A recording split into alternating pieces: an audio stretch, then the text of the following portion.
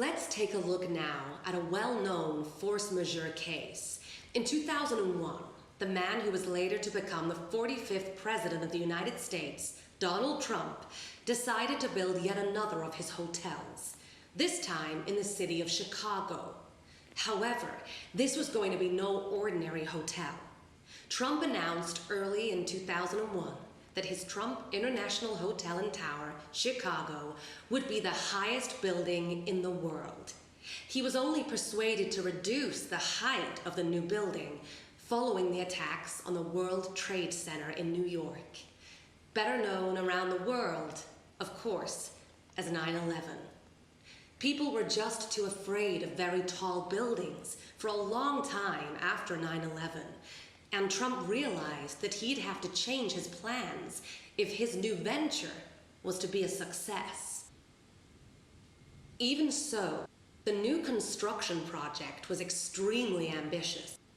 It included things such as retail space for luxury stores, several restaurants, and a number of apartments for residential use, as well as the hotel itself.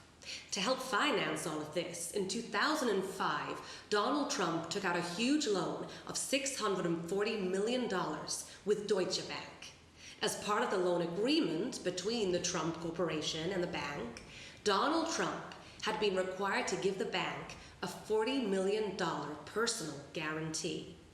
This meant that if the new hotel project was for any reason unsuccessful, he would have to find the $40 million from his own private assets.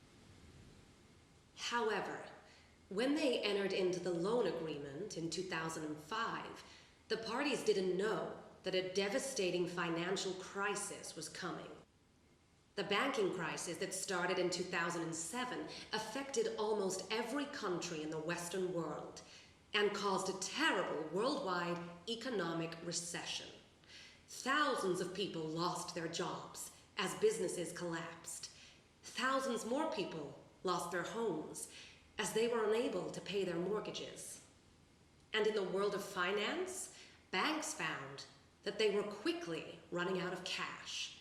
They had loaned far too much money to people who were never going to be able to pay it back. Certainly, no one wanted to risk opening a luxury goods store or to invest in an apartment in the new Trump building in downtown Chicago. And of course, the date for the repayment of Trump's loan came around. And due to the economic situation, the Trump Corporation just didn't have the cash to meet its obligations. So, what did Donald Trump do when faced with losing $40 million of his own money? The answer is that he had his lawyers go through the loan agreement line by line to try to find a way to delay the repayment. And, much to the shock of Deutsche Bank, his lawyers chose to try and rely upon the force majeure clause. This particular clause allowed the borrower to delay meeting certain obligations due to the usual force majeure events, such as floods, earthquakes, strikes, or wars, but also, and I quote, any event or circumstance not within the reasonable control of the borrower.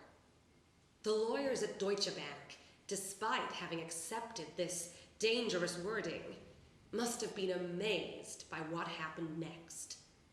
Donald Trump claimed that the 2007 financial crisis was a force majeure, a supervening event which allowed him to delay his obligation to repay the loan. When they heard this news, the lawyers for Deutsche Bank must not have known whether to laugh or cry. So, what do you think? Would a judge in your own jurisdiction see this as a true force majeure? Or maybe as an outrageous and perhaps deliberate misunderstanding of the law?